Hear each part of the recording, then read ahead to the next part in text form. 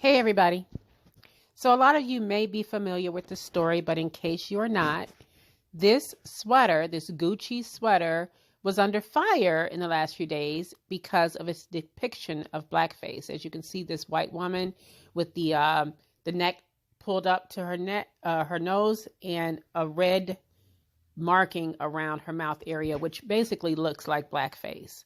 And with all the recent politicians that have been getting in trouble because they indeed have done blackface in their past, right now is a very sensitive time for people.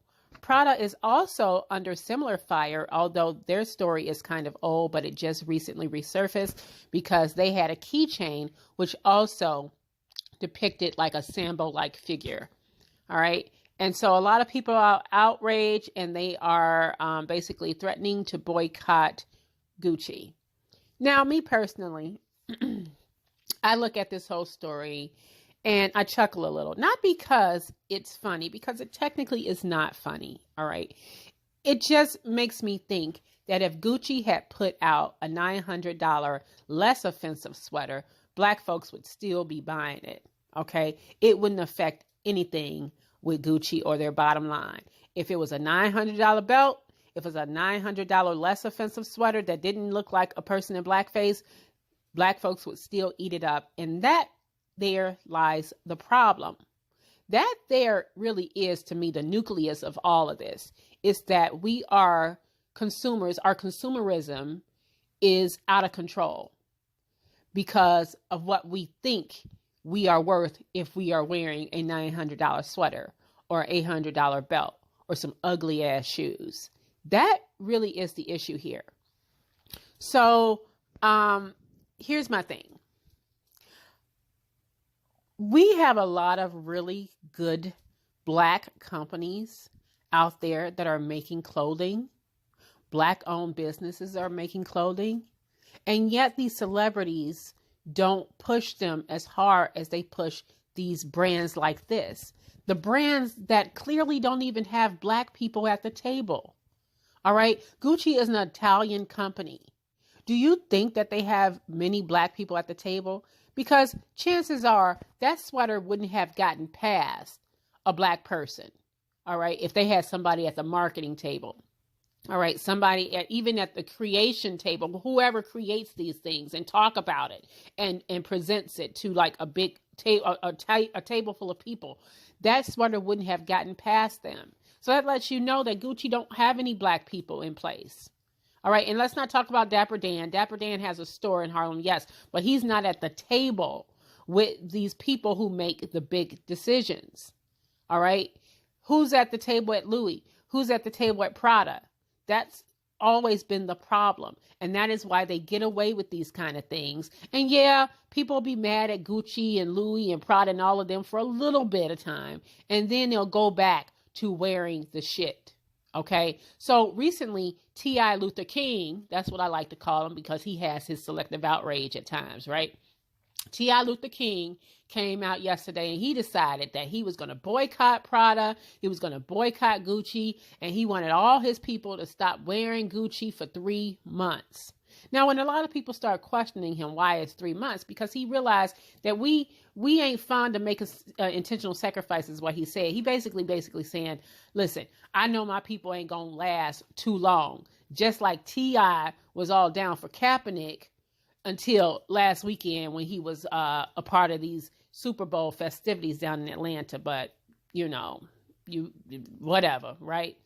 Anyway, T.I. took to his Instagram to basically tell people to stop buying Gucci for 3 months. Don't wear anything. Don't purchase anything from Gucci for 3 months. My thing is, what happens after those 3 months? Now, you may hit their pockets. Some of you big spenders might hit their pockets, but the majority of us, the regular Joes walking around ain't even buying that kind of stuff. So are you really going to hurt Gucci that much? I don't know. I really don't know. Gucci Man's wife, Keisha Kaur, she lives for that kind of stuff. She loves Gucci and Prada and Fendi and all that other kind of stuff. I don't see her giving that kind of shit up. And she probably one of their biggest consumers. And these are the kind of people that these young folks are emulating and they're looking up to and they want to be like. These are the kind of people that they want to be like, because these people have told our young people basically in little to no words and all visuals that this is what makes you important. This is what makes you popular. This is what makes you happening. And this is what these young people are eating up. All right. Spending $900 on a sweater is just utterly ridiculous to me. That's all. If I put $100 more with that, that'll be my mortgage. And yet we have young folks investing in belts and shoes that has no kind of resale value to it, but they won't, we're not pushing them to invest in other kind of stuff because they think that it's important about what they wear. You will spend $900 on a sweater to impress a bunch of people that don't even like you, and you probably don't even like them. So we have to do better with that. We absolutely have to do better with teaching our kids to buy from their own people. All right. The black dollar stays in the black community for 6 hours compared to days and weeks in other communities. We have to think long and hard about what we're doing here. So anyway, I got a video of T.I. breaking it down and explaining why people need to boycott Gucci. And although, like I said, he has some really good points, I'm going to always give T.I. the side eye because, he was down with boycotting Houston's until, are we still boycotting Houston's? Are we still boycotting the Super Bowl, even though he was in the Super Bowl festivities last week? I don't know. Let me know what you guys think. Have a good Saturday. Yes, sir. Yes, indeed. Mm-hmm. Man.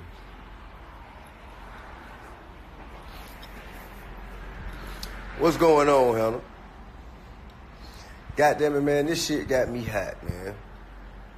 I mean, it's two things that really got me hot, man. It's the blatant disrespect, man. Like the blatant disrespect, outright disrespect of our people and our culture. You understand what I'm saying? I'm talking about whether H&M putting little boys in, putting our children in shirts that say coolest monkey on the yard. Everybody, talk about H&M then, niggas quick to run straight back in there and shop for their convenience. And that's why we ain't never got nowhere. That's honestly why we ain't never got nowhere. You understand? Here we we got Gucci. I'm talking about Gucci have gone so far as to design away from putting logos on their shit because they knew that's what we wanted back in the 90s, early 2000s. You couldn't hardly find no shit with no Gucci print on there. You know what I mean? Now, because we buy more of their shit than Italians do, than the French do, than the British do. Now they want our business so much they went and got Dapper Dan to become a designing consultant. And still they coming with the monkey shit. Still they coming with the disrespect. Listen, man, I don't know how many of y'all know this. Our consumer base is the strongest and the largest consumer base in the world. $1.25 trillion. $1.25 trillion. I don't know how to accept your request, Tamika. I'm sorry, I really don't. I'm not as savvy on my technology shit.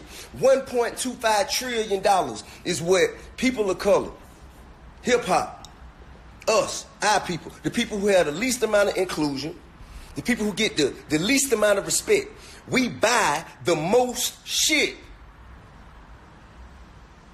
You dig what I'm saying? So we don't have to force them to like us. We don't have to force them to accept us. But what we do have to do is stop spending our motherfucking money with people who gonna continue to give you their ass to kiss. Why in the fuck you do that? For what? For what? The only reason Gucci hot is because we made that shit hot. If we stop wearing that shit today, that shit tank, period. Ain't nobody trying to dress like nobody goddamn in the suburbs. Ain't nobody trying to dress like them little white boys, man, them who come up out of motherfucking Buckingham Palace. Ain't nobody want to dress like that, man. They want to dress like us. They want to dress like us. They want to wear their shoes like us. They want to wear their hats like us. You know what I'm saying? They want to dress like us. We run this shit, period. So if they don't respect us, our culture, our heritage, then why in the fuck are we spending money with them? What going on, Mila? I mean, that's just as real as it get. And I don't give a fuck how much money you got. I don't give a fuck how cool you think you is, nigga. You are not above the movement. Whoever the fuck you is. You are not above the movement, partner. Now, you could choose, you know what I'm saying, to sit back. But when you have lines like this that's drawn in the sand, you're going to have to pick a side. You're going to have to pick a side. It ain't no gray area here. Either you going to support the motherfuckers who calling us coons and monkeys, or you going to stand over here with us and ride so they stop calling us coons and monkeys. Point blank, period. Ain't no other way. And it's real easy, nigga. It ain't like it's a shortage of brands for you to fuck with. It ain't like, you know what I'm saying, well, they the only ones that, nah, man, it's a bunch of fly shit, man. You drip everywhere, man. It's drip everywhere. Right now, man, they're more independent luxury designer brands that's harder than ever before. These motherfuckers just as hard as anybody else out there, bro. And I'm just sick of sitting back, man, just watching this shit happen over and over and over and over and over and over and over and over again, man. I'm talking about from Waffle House. You know what I'm saying? Waffle House, they motherfucking go choke slam little boys on their prom date. They go and goddamn roll around with a young lady, pulling her skirt up, damn near, you know what I'm saying, got all her business out in there and lock her up, treat her like she done did something so wrong just because she asked for some cutlery. You dig what I'm saying? Hey, look, man, every time y'all go and spend y'all money, man, knowing y'all ain't got it, we make the least amount of money but spend the most. Therefore, that means you make a sacrifice every time you go spend your money somewhere because you really need that money for something else. But you sacrificing that something else that you need and you spending your money with these brands, okay? So if Waffle House don't respect you coming in there and spending your motherfucking money, if they not gonna treat you no better than that and have their security handle you no better than that, then guess what? Stop shopping. And the police did do that at Waffle House, but guess who hired the police? Motherfucking Waffle House. Waffle House give the motherfucking police the orders to, if they off-duty police, the Waffle House got them in there. They got them in there for their protection. Okay? So they give them, they got their rules, their protocols and procedures of what the fuck is and should not be done.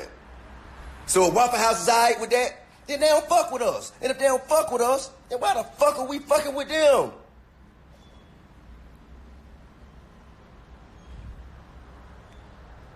You know what I mean? Shit, man. And one of y'all niggas got a weed man. The weed man got there do you wrong. You gonna stop calling his ass. You gonna stop calling him. You gonna find you another weed man. You dig what I'm saying? So why in the fuck it ain't the same with these motherfuckers? What's so motherfucking special about them? Man, you gonna have to demand your respect. Anything you allow a motherfucker to do, they gonna continue to do it. Anything you allow a motherfucker to do, they gonna continue to do it. And they ain't just doing it to you. What they doing to you, they gonna do to your daughters, they gonna do to your son, they gonna do to your granddaughters, they gonna do to your grandsons. It's up to you to stand up, man. It's up to you. It's up to you to make a motherfucking difference. You. The time is right motherfucking now.